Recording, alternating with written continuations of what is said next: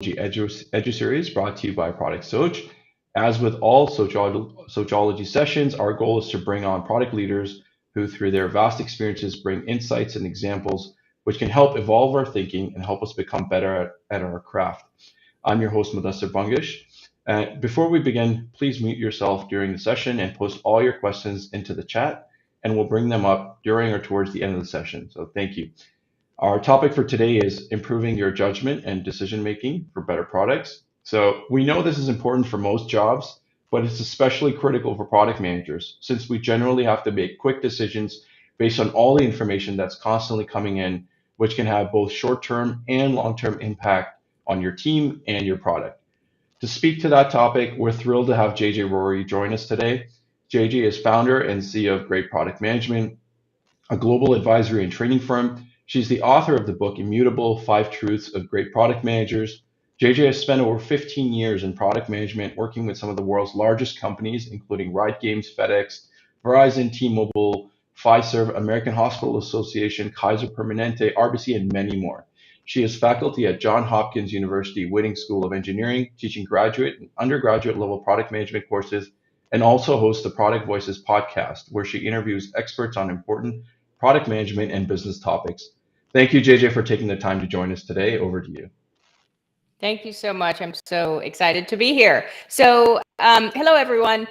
We're going to be talking about judgment and decision making. And as Mudassir said, very, very important, right? I mean, this is something that we do every single day. So, kind of quick agenda of what we will talk about. We're going to define what this means, right? Just to make sure we're on the same page. Talk about some of the key things that successful product teams do, areas of focus. And then we're going to talk about some actual tools that we found that help in improving judgment decision-making. We'll have Q&A at the end. If anybody does have questions as we go, feel free to put them in the chat. We'll try to address them as we go as well, but we will save some time for questions and answers at the end. So, mentioned the book Immutable.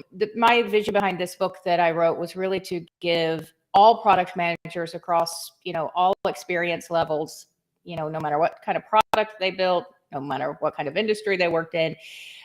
What I have found in my experience is that these skills are underlying every successful product manager, right? Customer intelligence, building great relationships, communicating successfully, having good judgment, and prioritizing. Those are kind of lay the groundwork, if you will, for successfully navigating this role. You can't really be great in product management without continuously trying to improve in these areas. Now, today, of course, we're only going to be talking about uncommonly good judgment, one of what I call the 5 immutable truths of great product managers. So, what is kind of judgment decision making? That kind of lay the foundation here. So, decision making, Merriam-Webster defines it: the act or process of deciding something, especially a group of people, which actually is a very interesting part of the definition when you think about what we do in product management. We are inherently cross-functional.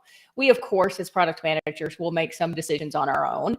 But by and large, everything we do is collaborative and is done through some process of cross-functional analysis, right? So decision-making is that act, right? It's part of everything that we do in product management. Now, judgment is the process of forming an opinion, right? Or evaluating something, discerning, kind of comparing things. It's basically our kind of ability to weigh circumstances and alternatives and then make a move one way or the other. Now, a lot of folks believe that judgment especially is innate, is something that we just have or we don't. Think about someone who you think of as having good judgment. Sometimes we kind of think of, they just have a good gut, right? They just get it, right? Well, you can learn to be a good decision maker. You can learn to have good judgment. I'm a big believer in that. Now, yes, some people may just have kind of a mind for things and be able to quickly analyze, but you absolutely can improve yourself here. And that's what this is all about, kind of finding those ways of improving the way that we make decisions and the way that we kind of have judgment, right? So again, we don't do anything in product for the most part without making decisions. Every single day, product teams are making some decisions. Some are fairly small, low risk, if you will.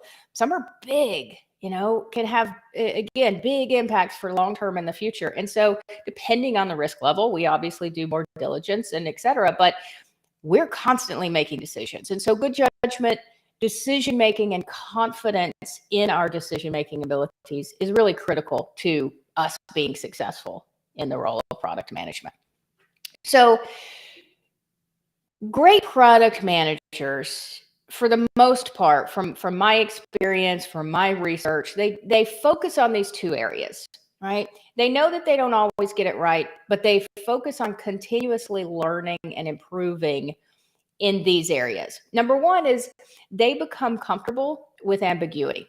We'll talk about both of these, but they become comfortable with this world that we live in, where there are no clear-cut answers. There are no kind of black and white, cut and dry scenarios. We live and work in ambiguity. And so great product managers, the one that seem to have better judgment, that make quote unquote better decisions, they have trained themselves to become more comfortable in these environments.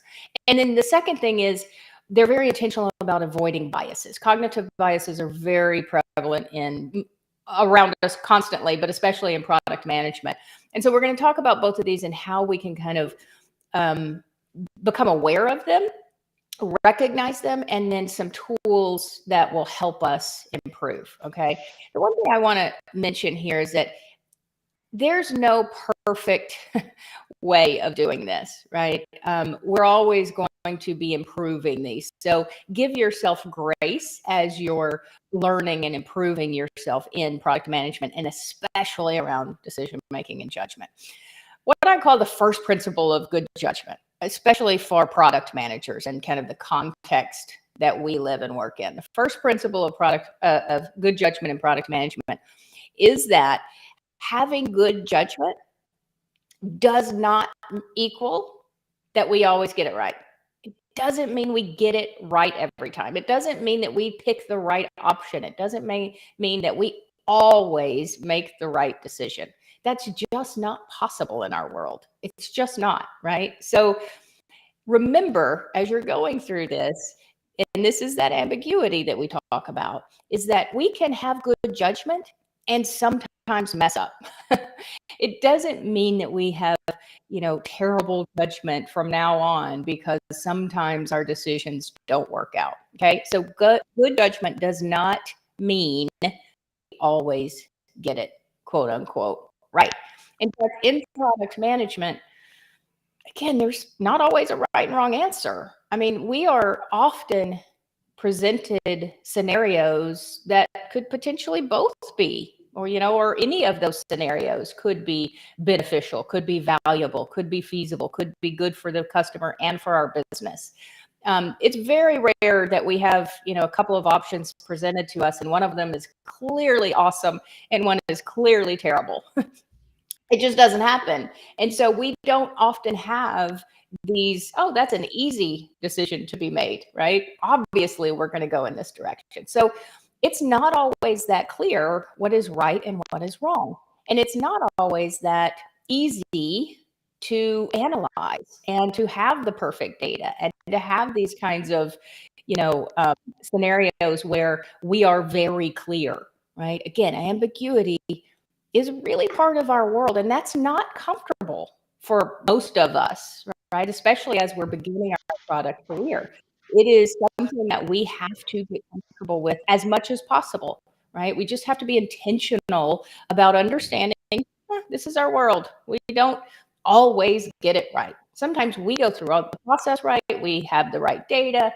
We talk to customers. We do our analysis. We bring in our cross-functional partners. We do everything what we think is right, and the product still falls flat. The feature still doesn't resonate, right? Something, some competitor does it better. We quote unquote fail. It's just part of our life. Well, this can help, or this can kind of serve to paralyze a lot of us, right? We Absolutely. timid to make decisions because of this environment that we work in. Well, great product managers, great teams, they redefine failure, as I say it. They understand that, you know, there's never going to be any sure bets. There's never going to be perfect data. We're always going to strive for better data, better analysis, but there's very rarely going to be, this is exactly what we should do, right?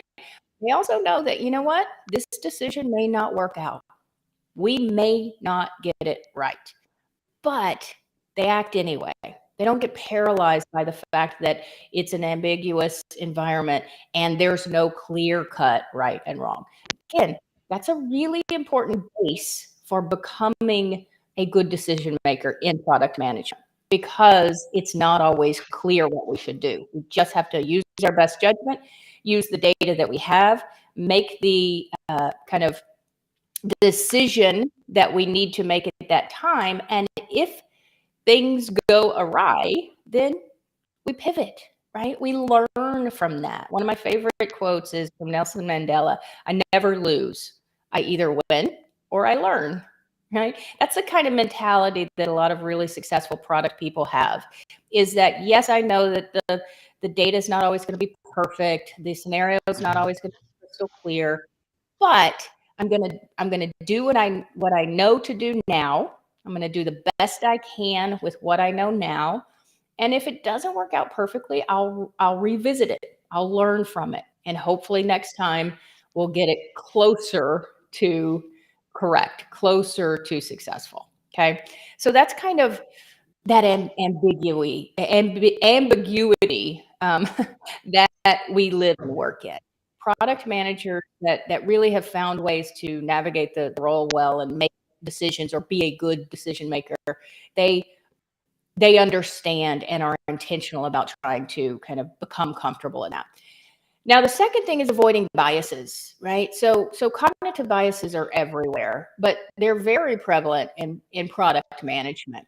And what happens is, if we have biased information, because we've allowed these biases to creep into our work, then the data that we pull into our decision-making process is going to bias. It's going to be flawed, right? And so the more we can avoid these types of biases, the better our actions will be, the more kind of clear of flawed information and processes our actions will be. And then we have a better chance at making a good decision. Again, doesn't mean we're always going to get it right, but it definitely sets us up for better decisions if we have gone through kind of an intentional process of trying to avoid biases as we're gathering feedback, as we're going through discovery, as we're doing what we do. Okay. Now, we're going to talk about biases. I think if you have studied cognitive biases, they're world, but the one that I have found in product management that keep up a little more often than others, I'm just going to talk about 4 of them: solution bias, confirmation bias, coordination, and functional fixedness. Many others, ones that I have found kind of come up more often and can have a bigger impact on decisions, right? Is there a problem? I wanna, okay. I just want to make sure everything's clear with me. I hear a little bit of crackling, but I just want to make sure it's,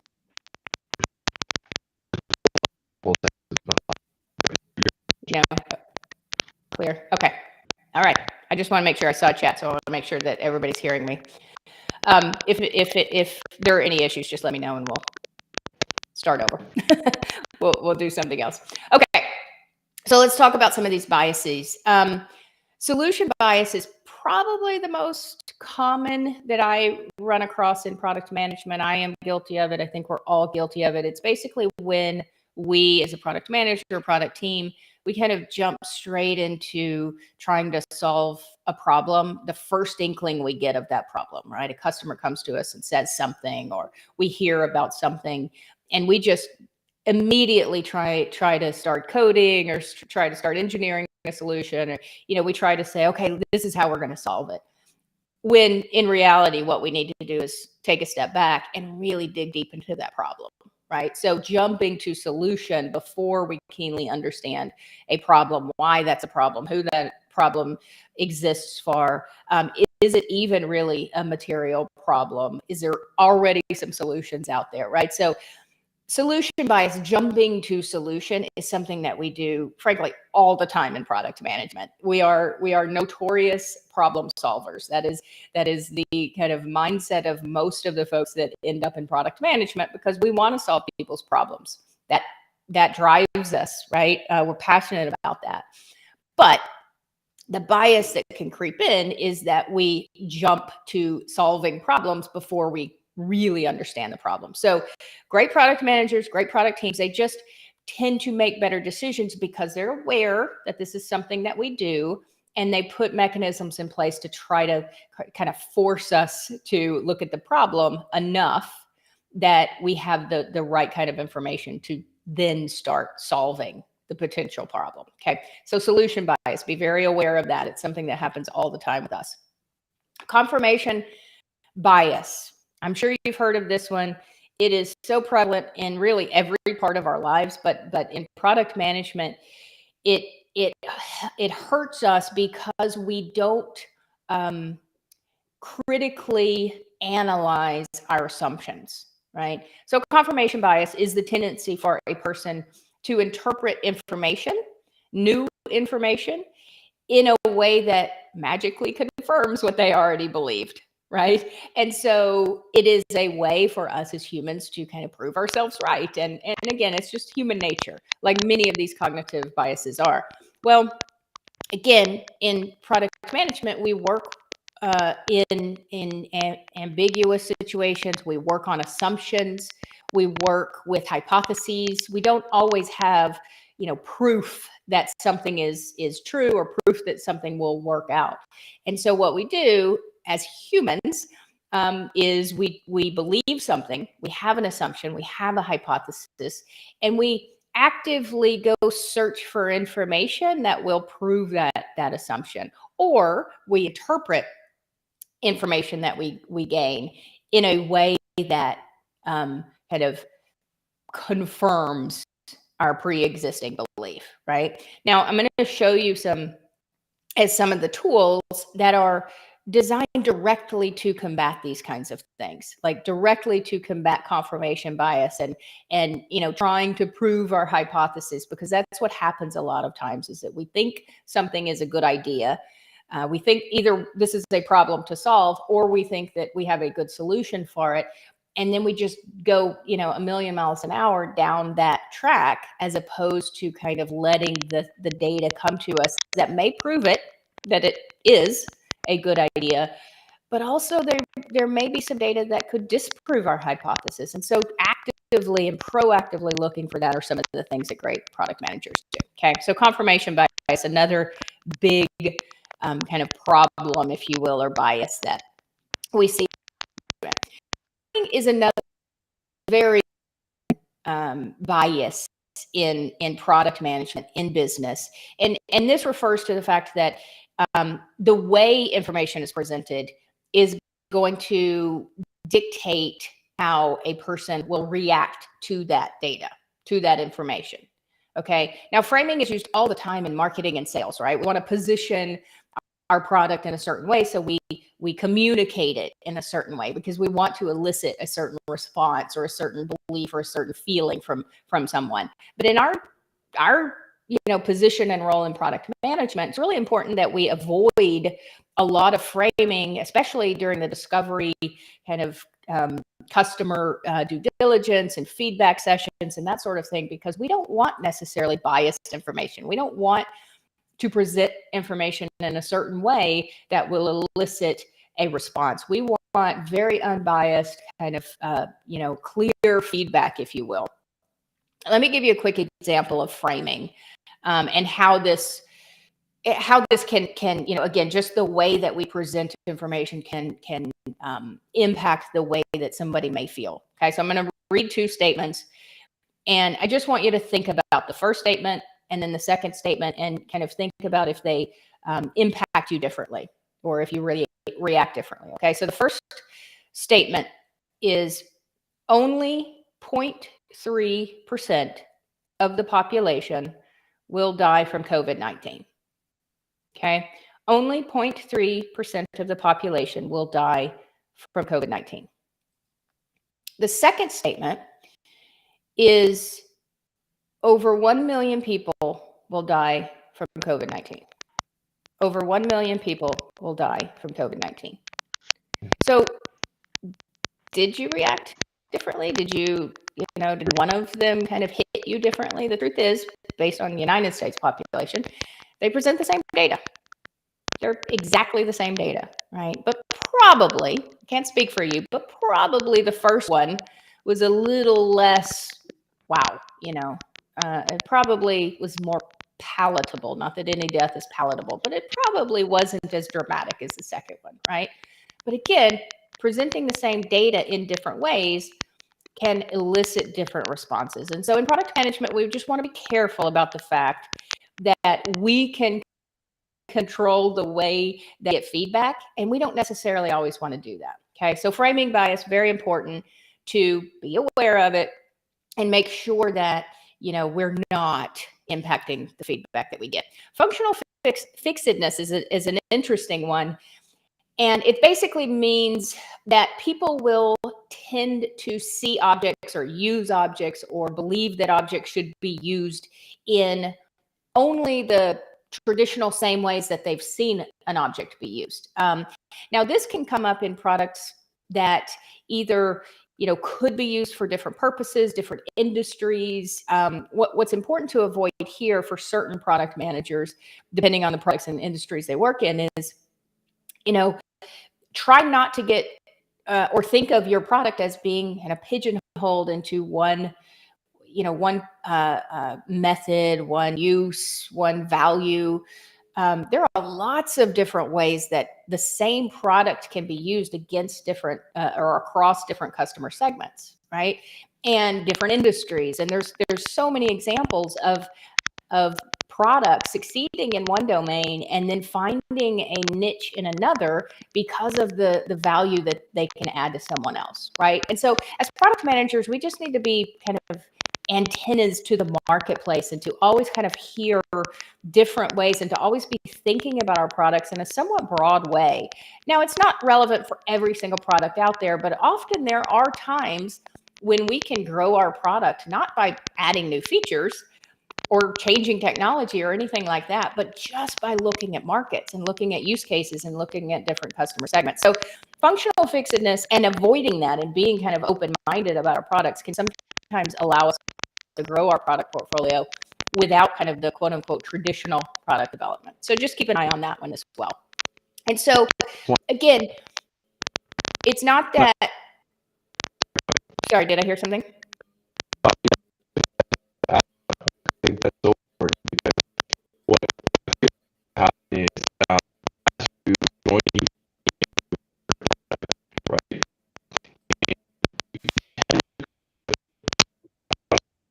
As the way it happens, right? It's so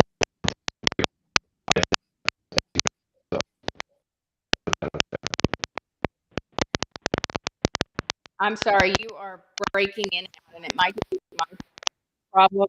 I couldn't hear that. I apologize. Somebody else chime in and see if it's just me.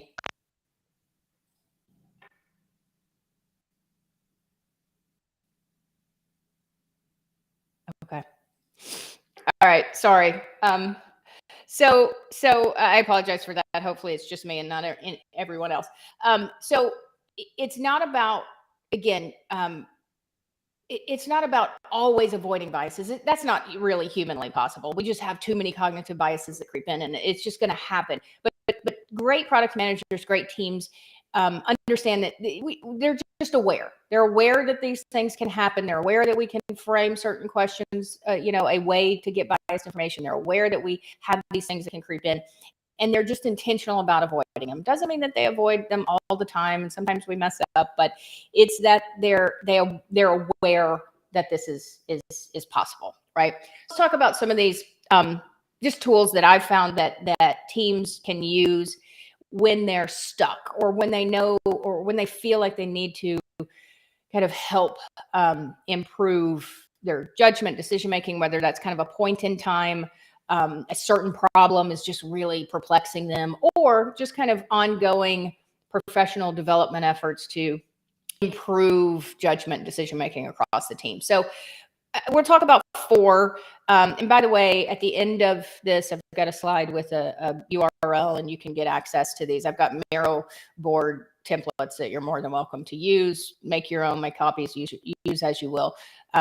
You can use something else other than Miro. I just find that the easiest one. So the 4 that we'll chat about: hypothesis canvas, hypothesis debate, opportunity spectrum, and a decision journal. I've just found that these tools can help us as we try to improve judgment and decisions across the product team. So hypothesis canvas, and some of these, will sound familiar, or at least pieces of them. So as I mentioned before, when we talked about confirmation bias, one of the ways that we can kind of avoid that and combat that bias is to actively analyze our data and the feedback and the research that we're doing from a perspective of which of those data points, which of that information and research proves our hypothesis or our assumption, and which may actually disprove it, right? Which may actually kind of show us that our hypothesis is not correct,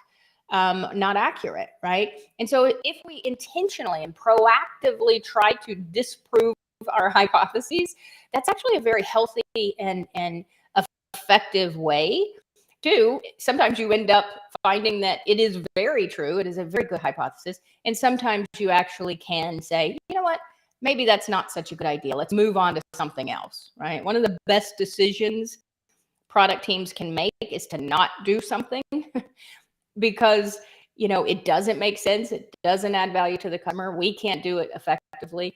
And so to move on to something else that could be better is a really good decision. So, this kind of canvas, it really is just a forcing function for us as a team when we're stuck, when we feel like we're relying only on assumptions and we haven't validated those assumptions well enough. This kind of forces us to go through some research and then analyze that across. This kind of helps prove this hypothesis. This is something that shows that the hypothesis is probably true, or these pieces of data say, no, maybe not, right?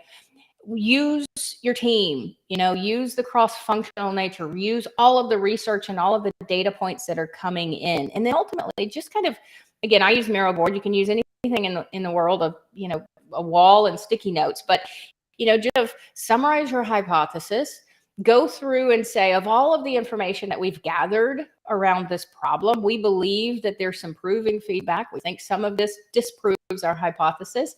And then ultimately, a lot of times you can come up with your conclusion. Well, actually, all of this data kind of points us to not really, approaching this. This is not something that is as attractive as we once thought, because we have, all of this information kind of disproving our assumption. So again, it's a forcing function to make us not rely solely on invalidated or not yet validated assumptions. Okay, so that's the hypothesis canvas. Now, sometimes that's enough. Like, we go through the exercise of a hypothesis canvas, we kind of analyze our research, we come to a conclusion that's either, yeah, you know what, the data proves this is a good way, or the data proves this, disproves this hypothesis and we should just move on. Sometimes that's enough. But occasionally you'll go through that process and there's still this balance of, well, I'm not sure. There's some disproving feedback. There's some proving feedback, but I'm not quite sure what we really should be doing yet. So then you can move forward. You don't have to do it, in conjunction. You can do a hypothesis debate on its own, but a lot of times it follows a hypothesis canvas exercise that you weren't able to come to that final conclusion.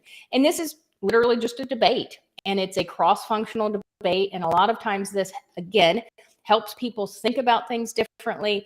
It helps people kind of look at all of the data and look at the big picture. And anyone who's ever been in a debate in school or otherwise, it's really just a team of folks justifying our assumption and our hypothesis, and then it's another team assigned to very specifically counter those points, right? And so again, you kind of assign teams, you assign judges if you have enough for that, and you really just go through the process of saying, I believe this data shows about this hypothesis that it is a great idea, that this is a true market condition, and then you've got someone else countering that.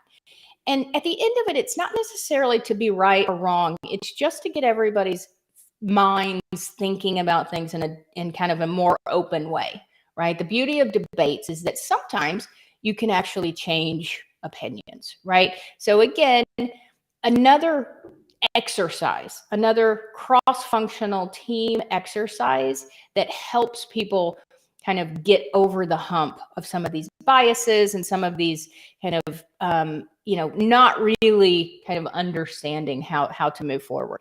Again, you can do it. I have always found that it works better if you can actually get in the same room together and debate it. Of course, that's not always possible, but you can do it in so many different ways. You can gather data, you can do it, virtually, whatever. It's just a good exercise to help people understand. It's a really good exercise for a point in time hypothesis that you're trying to figure out, or assumption or problem. But it's also just good ongoing professional development for decision making. It just helps people think about things in a different way. The next one's opportunity spectrum. This is just a way for, again, you'll see a theme here. All of these are kind of to get our minds thinking differently, more so than a very specific outcome of the exercise. But an opportunity spectrum, and you've probably seen some ideation exercises similar to this, but it basically forces the team to come up with ideas for a problem, ideas for solutions to a problem from many different perspectives. And, I kind of like to look at them from 6 different perspectives because they're different enough to force your mind to think of things. So if you were trying to solve a problem for a customer, you get in a room and you basically just brainstorm, and everybody has to think of the absolute riskiest solution that the company could come up with. And it can be crazy, right? And it can most likely be something you would never do. Again, it's a mind technique. It's not trying to find an idea necessarily. But then you change course and you say, okay, what's the most pragmatic thing we can do? What's the most creative thing? Uninspired, disruptive, incremental, whatever, right? Just these kind of categories or perspectives. And what ends up happening is that people, first of all, it's kind of fun to do this, but then people start to think about problems in different ways, right? And it's about being creative, but it's also about then, once you have all of these ideas across all of these different perspectives, you start to realize that there are some positives and negatives from lots of them. And you start to piece them together, analyze them together. It's not even that you're trying to come up with this perfect idea after the exercise. Your outcome, if you will, is really more helping people thinking. But oftentimes, you really do come to an idea that's a hybrid of all of these different perspectives.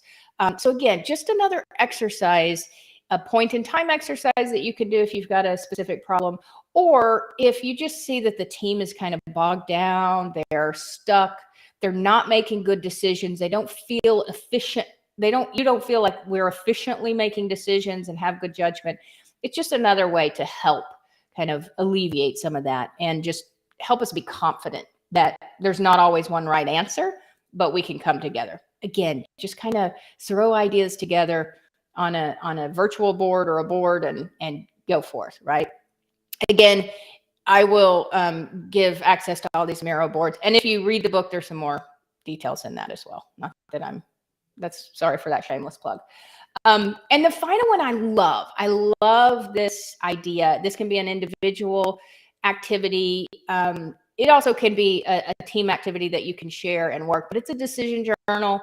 I don't know if any of you have heard of that or done that before, but it's a really great tool to basically at the time of decisions, you're not going to journal every single decision you make, every little decision every day. You wouldn't have time for that. But some of the bigger decisions, really proactively document your thoughts that were happening at that time, the data you had, the data you didn't have, the data you chose to use, the data you deemed to be immaterial, the scenarios around the situations, the parameters, any other elements, who was involved, and you literally just document it. And you do it right at the time of the decision, right after the decision is made, so everything's clear in your head. And then at a certain point, you have this information and are able to kind of look back on it and see the process for what it was. One of the things that I love about this is that it just helps us, it reminds us of what was going on at the time, but it also allows us in many ways to divorce results from the process. I don't know if anybody's ever read Thinking in Bets by Annie Duke. Great book. One of the things she talks about a lot, which I really resonated with, is that we as humans, her book's not specifically about product management, but it's amazingly relevant to us. We believe that the result of a decision dictates whether we went through the right process of decision making. And that's actually not true, very often not true. Again, as we started the conversation, there's often not these clear right and wrong directions, right? And for what we do. And sometimes we go through the process, we use the right data, we talk to the right people, we do everything we should do as part of the decision-making process, and something changes, right? The market dynamics change, or we just flat out didn't have the data we should have had. We made the best decision at the time. The result is not positive, but that doesn't mean the process of decision-making is. So if we have a decision journal and we're able to look back after some period of time and say, well, we had this data, we didn't use this data even though we had it, we had these gaps in data, we didn't, we talked to these people, we can look back and decide, did we go through the process the right way, or did we not bring in the right people? Is there something else we could have done? It's an ongoing learning experience, and it's incredibly valuable and powerful in our way to do it.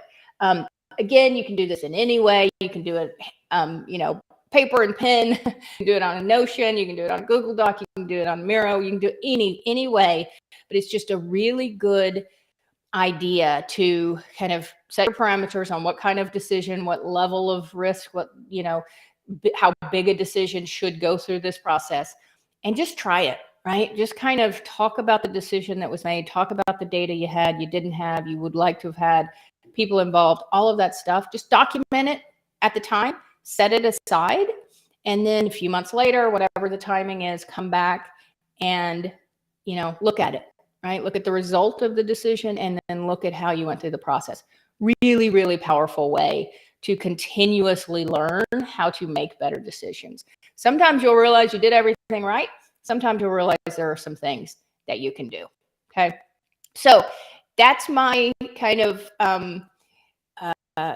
35 minutes of how to be a better decision maker in product, and how some of the things that, are so common, we can't necessarily avoid all of them, but we can at least be aware of them and intentional about them. So I'm happy to answer questions. Let's chat. I'm going to put it on this slide if you want that's the link, connect with me, and then you can find those templates as well. But would love to answer questions. Okay. So far we haven't had any questions come in, JJ, but just want to say, the stuff you talked about initially, I think it's so powerful, right? We as product managers feel that we are in a position to always get things right. And we do end up in that cycle where we, especially if you're starting out, right? It's basically paralysis by analysis, where you're like, did I make the right decision or not? And that's what keeps us up at night, right? Because of all the downstream impacts. Especially because we're working with development teams on a daily basis, right? It's like, okay, I'm guiding this entire ship, down this path. Did I make the right decision? And to your point, sometimes I think maybe often you might not end up making the right decision, which is okay. You end up learning from that, right? As you mentioned, and I think some of the tools that you presented, I think perhaps with practice, of course, with practice, I think you'll always get better. So, Mohiman, I think you're on the line. Amna, do you guys have any questions, thoughts?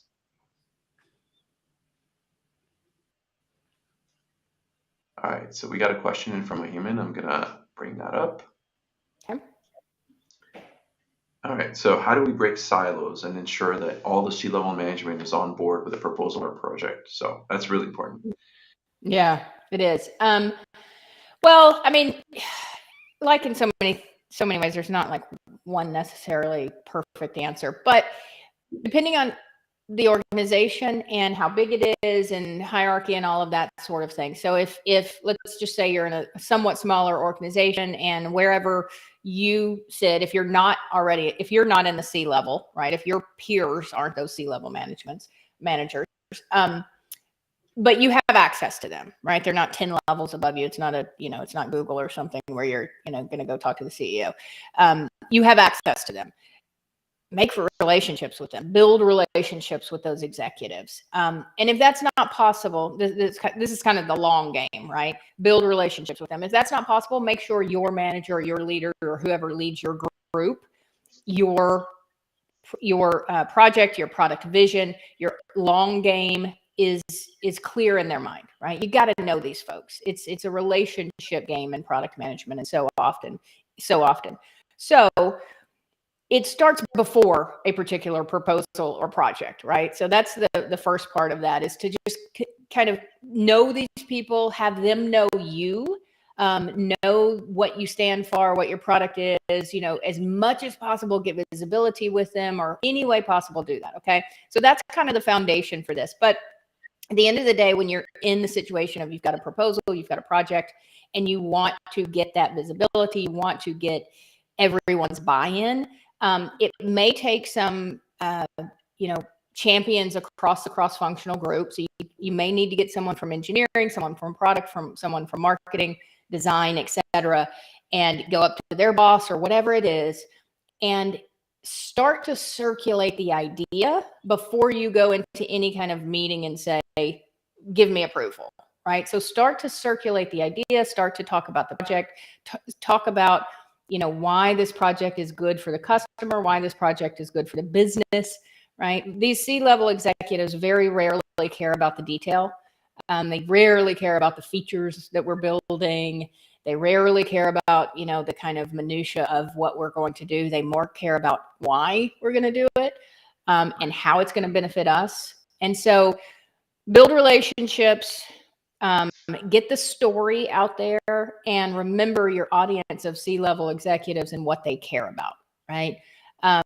Again, then it comes down to kind of process and culture of your organization. Do you have meetings that you get access to these folks? Do you not? Do you have to go through levels of managers?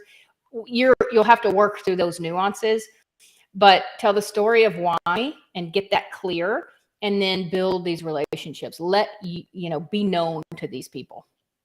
That's what I found. Okay, awesome. So speaking of CEOs and improving our judgment, decision making, you often hear the phrase that product managers are the CEOs of their product, right? I just want to get your thoughts on that. Like, what how true is that, and how do you feel about that? It's interesting. I know so many people who actually like that analogy, and then I know just as many people who hate it, who think it's just the stupidest thing ever. I'm kind of in the middle, and I'll tell you why. We're definitely not the CEO. The CEO has the authority to move around resources, to assign resource, and we just don't have that. We're never going to be the one who can pick and choose our resources and reprioritize things to us, away from others. It's just that's not the role, right? Where a CEO could conceivably do that. So no, we're not the CEO of our product, because even in our little purview of our product, we don't control all of that, right? We don't control the funding, the resources, et cetera, and all of the moving parts around it.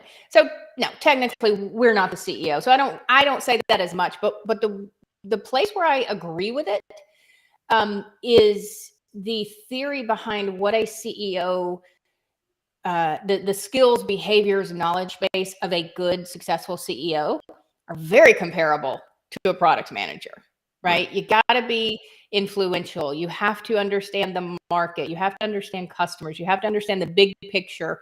And to some level, the CEO, not as much as product manager, but also the small picture, right? Like how we get things done. And so very much so, I believe that if we want to be successful in our role, let's emulate the best CEO we know, because that person is probably very passionate, very curious, very business oriented, very customer oriented, able to get a bunch of people on board to some vision. That's what we've got to do.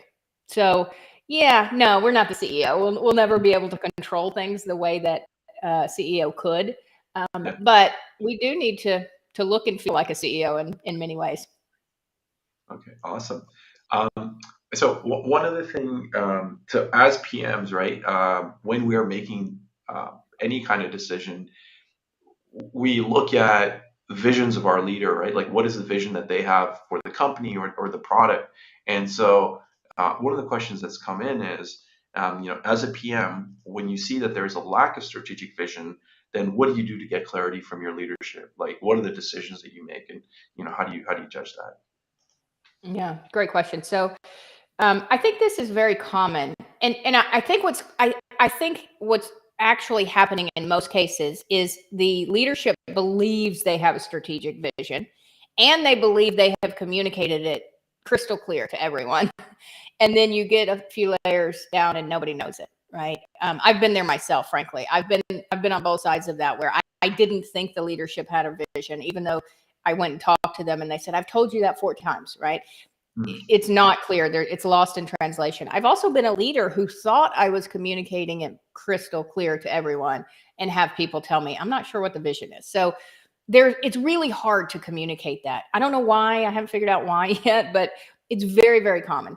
So first step I would do is talk to my leadership and say, and again, I've done this before when I was a product manager at different places, is I say, here's where I believe I want to take my product. I think the market is telling me to go in this direction. I think our customers have these problems and we're uniquely positioned to solve them.